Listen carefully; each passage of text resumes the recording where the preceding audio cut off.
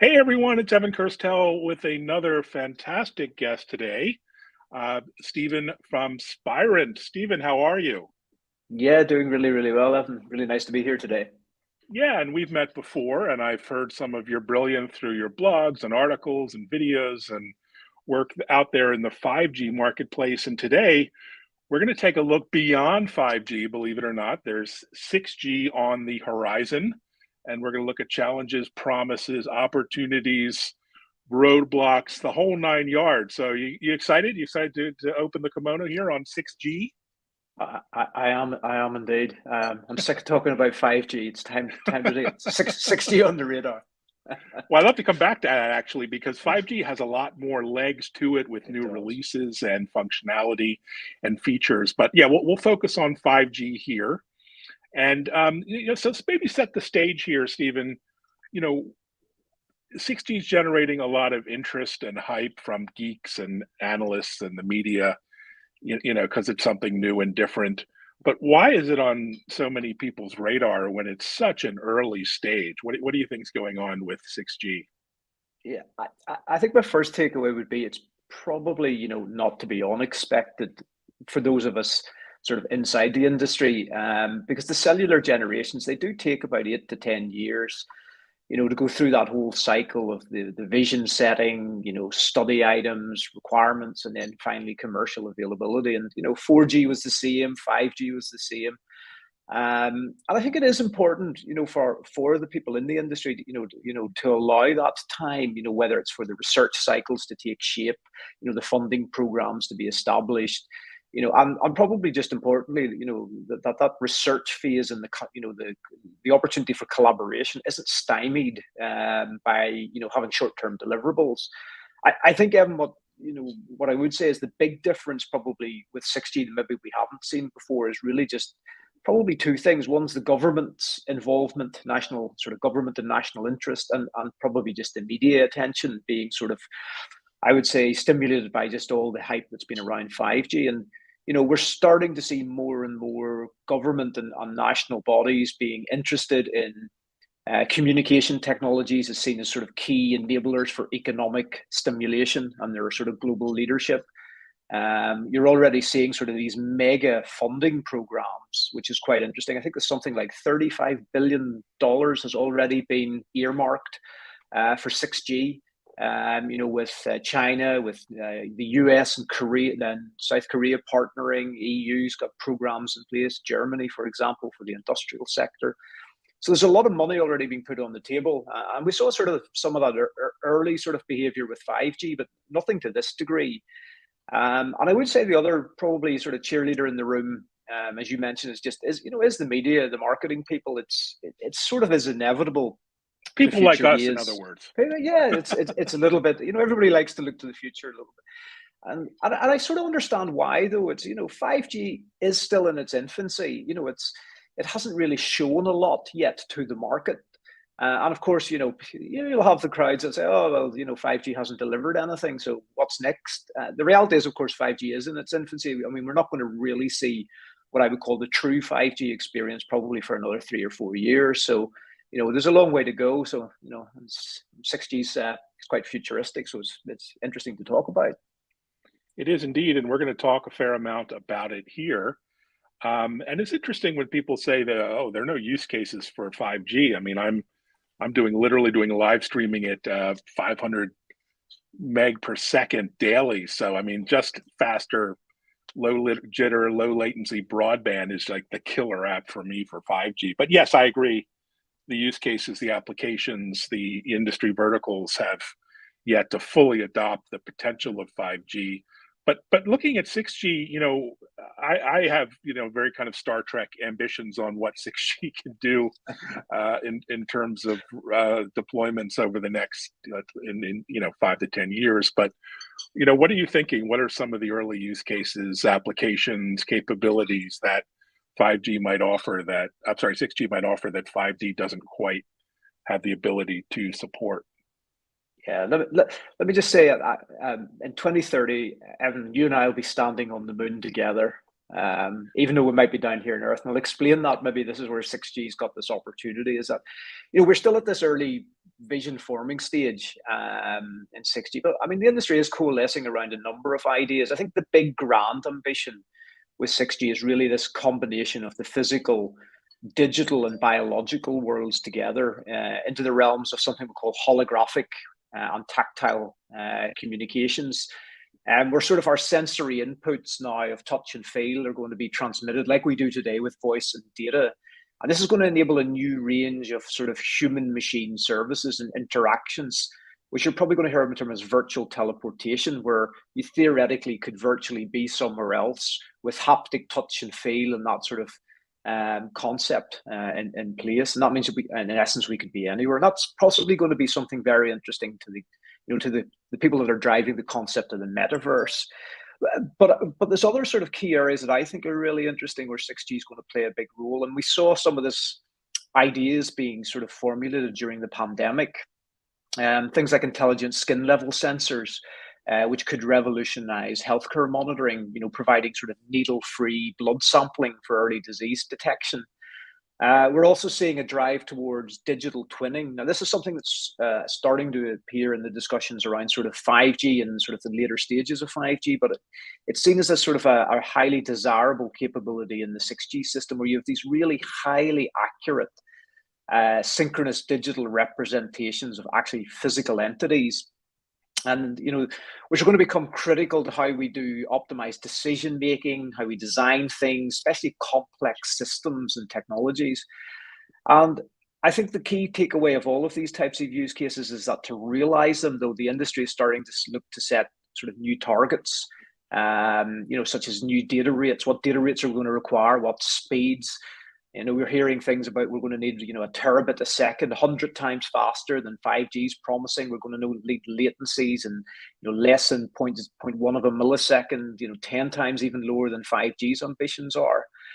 And I think the real matter of that there is, well, that's really interesting. And it's really good that we're starting to have those discussions. It's pretty much all aspirational at the moment, to be honest, Evan. I think, we need a period now of research to discover sort of how we're going to deliver on some of these use cases, what metrics really make sense. And, in a conversation I've had previously, I've even sort of positioned the concept that maybe we'll need even a different set of metrics when we get to 6G, things like trust, quality of life, sustainability, rather than just sort of speed and latency. Because, if 6G is going to become this all-encompassing sort of communication and environment that touches everything, well, then it's got a big role to play beyond just being faster speeds of a delivered service. So I think that's something we'll certainly start to see evolve over the next sort of 5-6 years.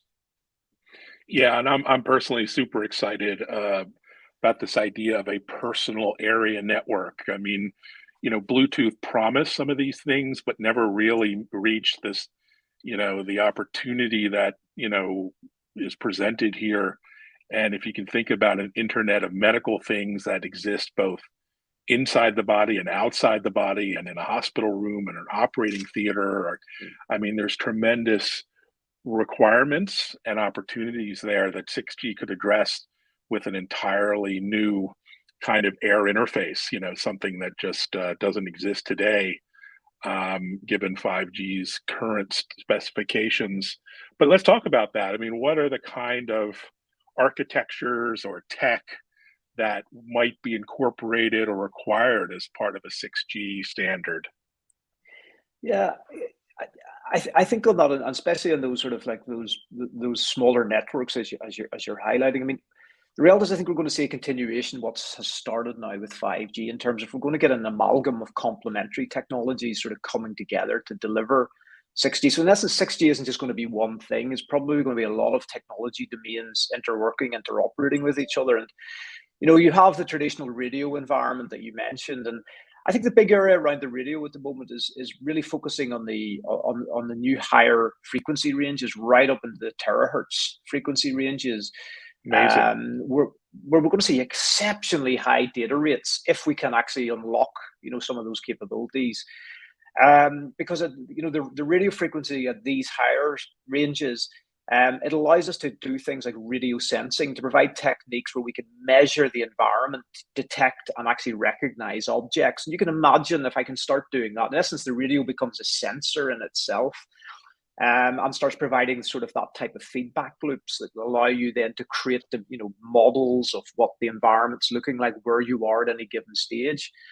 Now, the other really, I think, interesting thing just on the RF side of it, Evan, is that 6G, it looks like in the early discussions, is going to use the same um, uh, uh, radio frequency division multiplexing technology. Now, I'm not going to get into tech today, but as 5G and Wi-Fi 6 does today. And that's probably Mm-hmm. really important because it's interesting because this actually sets a scene for potential true convergence at the radio layer.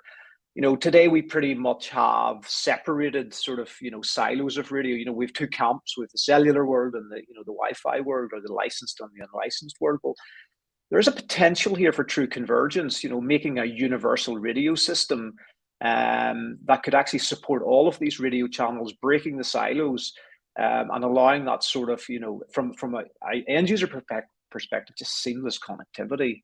And I think that's a huge sort of opportunity around it, and I think that's going to be needed to get to the sort of the area you talked about. This concept of, I call them sub networks, these very specialized, localized networks for vertical industries. And one of those is a body area network. Imagine your body, in essence, is covered with sensors in or on body, low, small power wireless sensors for monitoring our health, our surroundings, our environments.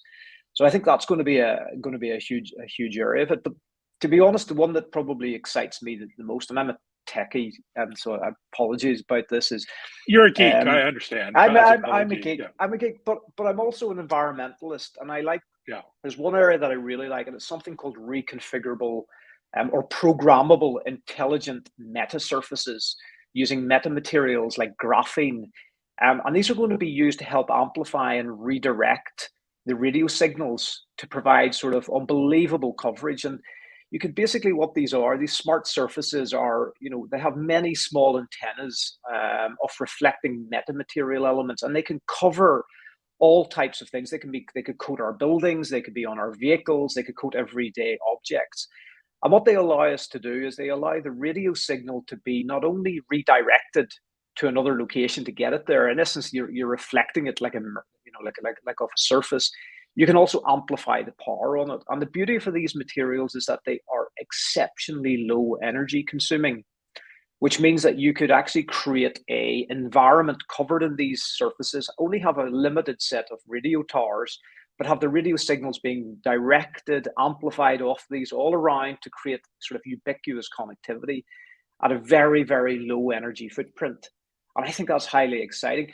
Of course, the challenge with that, Evan, is that it has to go beyond just the communication industry. We need other industries like the building, whether it's our commercial buildings or skyscrapers, the automotive manufacturers, to embrace this type of technology that could actually coat their vehicles with it. Their buildings could be made out of some of it. And that requires sort of joined up policy, where government sort of has to come into it as well. But I think you could see huge benefits there. Yeah, and benefits not just in terms of tech, which I'm also obsessed with, but new use cases, business models.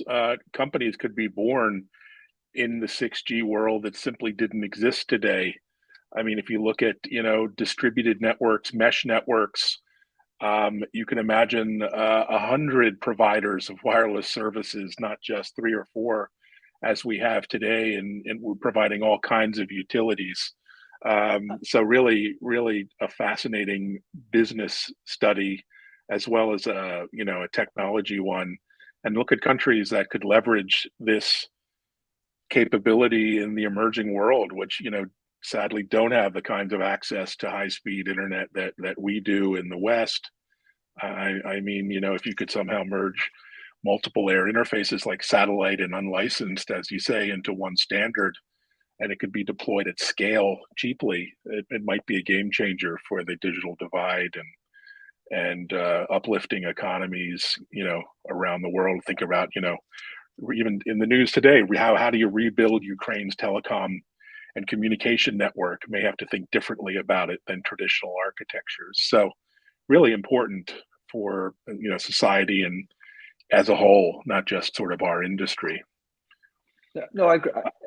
And I've known that. I think that is a key takeaway of sort of some of the early sort of concepts of 6G, that it will be a network of networks. It won't just be one. It's going to look to leverage the breadth and depth of all the other types of sort of sub networks that could be loosely or tightly integrated or federated with it. Now, as you mentioned, whether that's our terrestrial ground networks with the non-terrestrial networks that we're setting up at the moment, subsea networks, you're going to see concepts of neutral host where cities or industries maybe will set up their own sort of private network, but maybe lease or allow that capability to be shared within the broader system. In essence, the network is becoming a little bit like that sort of, I suppose, new concept of the internet, where we're going to really have a completely sort of broken apart, the decentralized communication network that comes together to give us that sort of ubiquitous coverage. Of course, it needs sort of some form of standard, some form of ways to guarantee the interoperability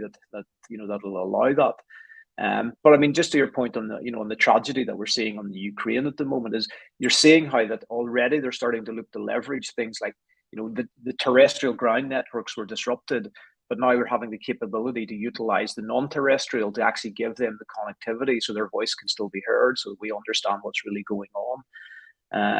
And you can sort of see with that sort of, this is the first steps in that sort of future of having that sort of multi-dimensional network of networks. Yeah, a network of networks. That's fascinating. And you've been deeply involved in the 5G standard at Spirent, you and your colleagues, from really, the earliest days. What are some of the learnings or lessons from 5G that we might be able to incorporate in our 6G planning?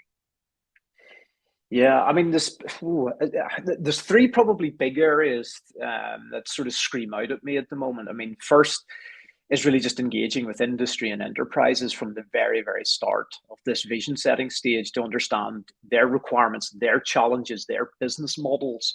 I think 5G left this very late in the day, meaning in reality, we're only going through the process now after the first releases of 5G are commercially available. So I think, that's probably number one. We've got to do better at that in engaging sort of the broader economic sectors. I think the second factor really comes around the practical nature of sort of affordability, simplicity and manageability of a network. With all the early 6G excitement on new capabilities, new use cases, it sometimes is really easy having to overlook things like the service delivery cost. How am I actually going to operate and deploy a very, very complex new network? And I think this means that we need to do a lot of early research work around the sort of complementing that desire for 6G innovation, but also grounding it with the sort of practical realism of deploying and operating a decentralized and incredibly dense network, especially where you're going to see things like AI, machine learning, being used as sort of fundamental capabilities. We need to work out how to make AI trustworthy. We need to make that black box, which will be AI in the network, explainable to the end users, so we don't hinder adoption. I think the last one, the third one is something that sort of we've seen sort of come to the fore in the last sort of probably 18 months, and this is around semiconductors. We've already started to see, the supply chain issues due to lack of diversity today. And I think with the ongoing densification that a 6G network is going to require, the new types of radio antenna technologies, these reconfigurable surfaces, we're going to really need a robust global semiconductor ecosystem with diversity across both the design and the manufacturing side of it. And I think this is really where government and policymakers and even and private equity, I would even call out to, can make a more proactive role and try to helping stimulate and championing that diverse ecosystem, going forward. But, if I could say, if 6G, assuming it is designed and it's done right, then, something you mentioned earlier on, Evan, is that I think it could help solve two of our greatest challenges, which the communication industry has struggled with since day one. And that's convergence and consistency. Now, that sounds absolutely dull. It's not the most exciting thing to shout out. But if we get true connectivity convergence, where we could create seamless and near ubiquitous coverage, we would reduce barriers to innovation, we would breach that rural divide, and we would sort of connect our global family. And if we could give consistency of delivered connectivity, now that consistency is probably more important than the sporadic peaks of fast speeds, and then they suddenly drop, or coverage it's there and then it's not there, which actually they really reinforce digital divides and stymie global innovation. So I think if we can give convergence and consistency, and that comes together in 6G, then although that might sound dull, I think that would be game changing. Yeah, it would indeed. And I love your reference to a global family. It seems like another era, but 5G was developed in a time of cooperation between, all the major companies and countries. Really, I mean, the same standard in China, the US, Europe, and the world. That seems increasingly difficult and unlikely in the 6G world. So let's hope we don't end up with a kind of splinter net of different standards. And we keep politics maybe aside from technology standardization, but I'm thinking that's going to be a difficult call. Just my own personal opinion, but we shall see. There'll be big needs for interoperability and interworking in any case. So all this exciting and fun talk about 6G, but what's a realistic timeline for for its rollout? So I would say from a realism point of view, it's probably somewhere between sort of 8 or 9 years from where we are today. But what you'll probably see is the later stages of the 5G advanced system becoming sort of that evolutionary, let's call it playground, where some of the early 6G capabilities, like the self-driving network, these reconfigurable intelligent surface, you'll probably see them there first. You know, the truth of the matter is that before we get to 6G, we're going to have 3 or 4 more major standards releases of the 5G system, gradually building up capabilities. We're already starting to lay the foundations for non-terrestrial networks with low Earth orbit satellite connectivity, laying the foundations for the industrial and enterprise sectors to integrate in, to start to utilize initially 5G and then hopefully gradually 6G. So I would say it's probably that, that timeline will probably translate itself into something like, you'll see the early research phases probably going out to sort of the end of 23. You'll start to see those standards and feasibility studies from the different standards bodies sort of, running up till 2025, 26. And then the work items to really, really define and lock down on the specifications out till probably 28. That means you'll probably see the first commercial releases around 2029 and the end of the decade. Now, that's if we follow the traditional model that we probably expected with the previous generations. And there's a high likelihood that that will happen. What I would say is, though, those wild cards of the sort of government's ambitions, and also some of the new players that are coming into the communication sector, like the cloud providers, well, they run to a different time frame, and that actually could radically maybe change how fast we actually maybe get to start to see some of this. So it wouldn't surprise me if you start to see early sort of 6G appearing maybe a few years before that. Now, whether that's standardized 6G, that's a different debate. So I think that journey is going to be an interesting one, but I think you're going to see certainly market moves from some of the new entrants who are coming into the communication space, wanting to probably drive it faster. Fantastic. Well, let's hope Elon Musk is watching and listening, and he can start tweeting about 6G. That would, I think, greatly accelerate its adoption. But in all seriousness, it's going to take industry leaders and technologists, thought leaders, to really push this movement forward, as always. So it'll be really exciting to see who's who kind of driving the standard forward. That's going to be really interesting to watch. Now, what about the metaverse? That meta and the metaverse has been all the rage all this year. Probably the top 5, 10 trending topics in the tech media. Personally, I think the metaverse is here. If you look at games, some incredibly immersive environments, that our 16-year-olds all like to enjoy online. But do you think the metaverse is something that can benefit from 6G, and if so, how? Well, I think it really depends what the metaverse maybe actually becomes. But to your point, yes, to some degree. Let's assume the metaverse is a future iteration of the internet. It's creating a universe made of shared 3D virtual spaces, including the entire spectrum of all types of augmented reality. And this is the metaverse, let's say. And you could argue that potentially a mature 6G, and I will say the word mature 6G, as a network of networks would be an exceptionally useful technology for enabling that they're capable, providing incredibly high speeds, the exceptionally low latency, the ubiquitous coverage, the symmetrical connectivity required to help deliver, on the metaverse. So I can absolutely see that. But I just think I can also see it the other way around. I could also argue the course that 6G could also just turn out to be another application within the metaverse. In essence, another decentralized and virtualized component providing the communication across those metaverse worlds.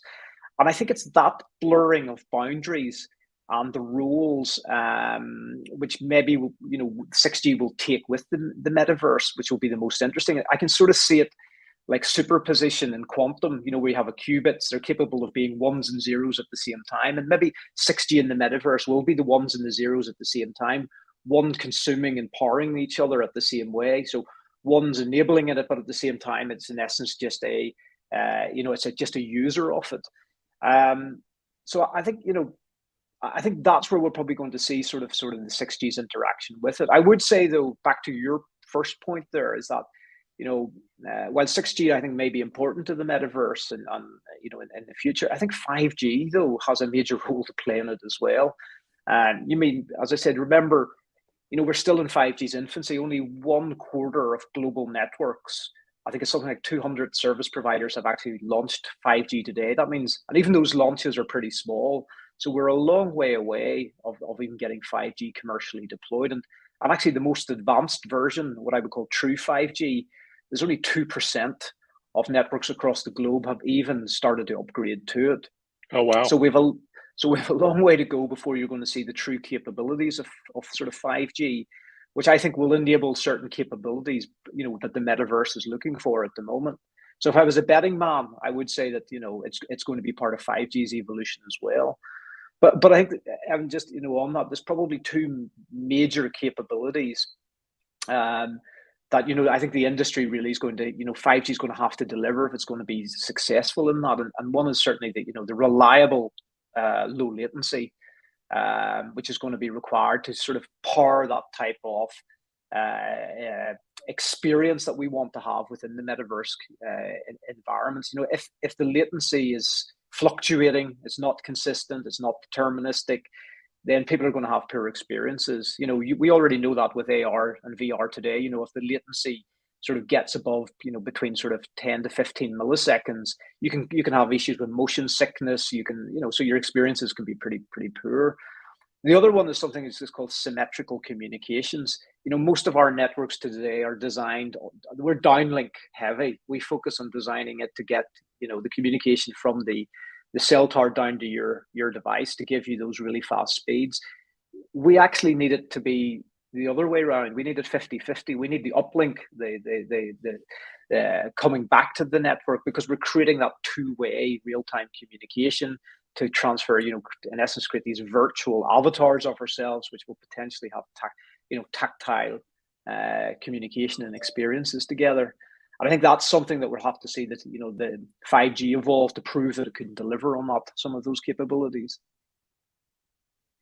Well, it's been an amazing chat, and the beauty of this conversation is that in 8 years, no one will hold you accountable for what you've said just now. So you're off the hook. And, honestly, it's been fun, but really time to get back to work at Spirent and making 5G work at scale. So none of this fun and games anymore. Back to work at Spirent. And you guys do an amazing job helping your customers and carriers and alike really, get this technology into our hands. So thanks for chatting. I look forward to talking about next episode, 7G. We're going to chat about the opportunity. No, just kidding. But it's been fun. Thanks so much for joining. Thanks, Evan. It was great speaking with you today. Yeah, likewise. Take